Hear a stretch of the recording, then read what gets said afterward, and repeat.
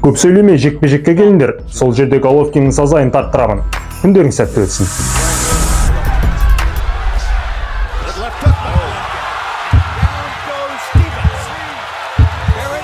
жылдың 2 қарашасында орта салмақтың чемпионы, әлі от болып жанып тұрған отандасымыз Геннадий Головкин карьерасындағы ең жеккөрінішті болған Кертис Стивенс атты қарсыласпен жұдырықтасқан болатын. Америкалық боксшы жекпе-жекке дейін Трипл Джидің ашуына әбден тиеді.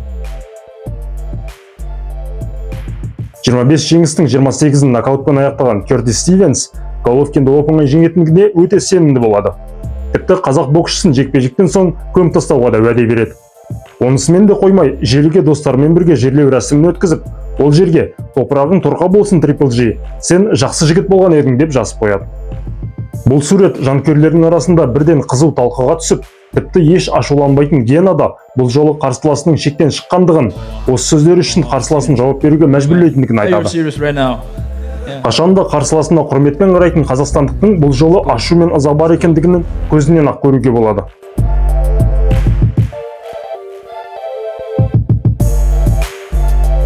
Сонымен ары қарай жекпе-жектің қалай өрбігендігіне назар аударайық.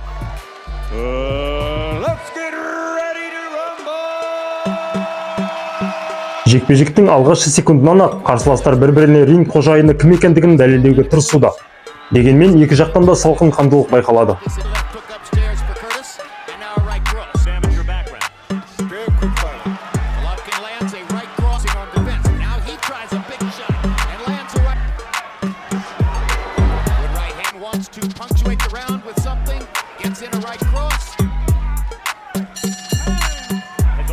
Қарсыластар жылдамдықпен соққыны үдете түсуде.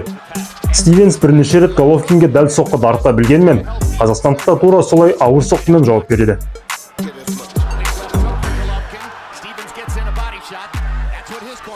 Раунд бітуіне санаулы секунд қалғанда, Геннадий сол қолдың жойқын соққысымен қарсыласын сұлатып түсіреді.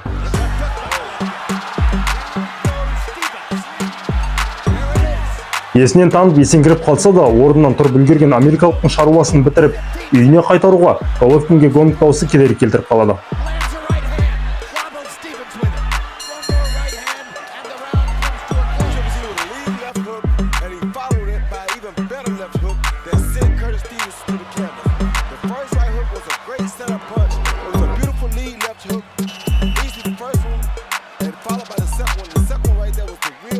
Келесі раундтарда қарсыластар тартысты жекпе-жек көрсетеді.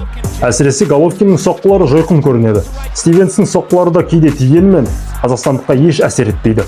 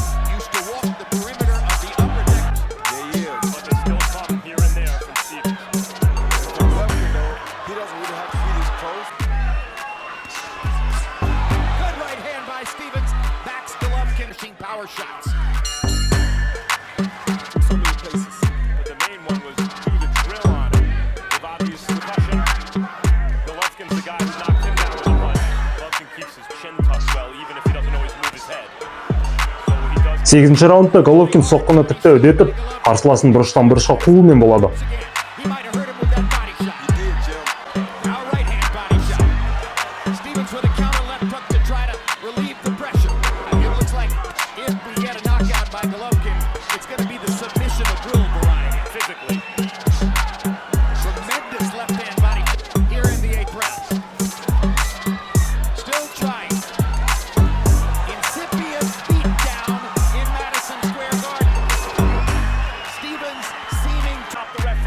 Соққымен жауап қайтаруға шамасы қалмаған америкалық боксшы раунд соңына дейін шыдағанымен, тренері жекпе-жекті жалғастырудан бас тартады.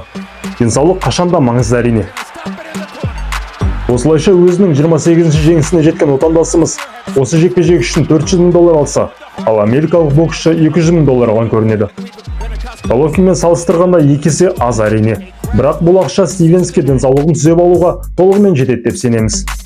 Айтпақшы, Кертис Стивенс жекпе-жектен соң бұған дейін айтқан барлық сөздері үшін кешірім сұраған болатын.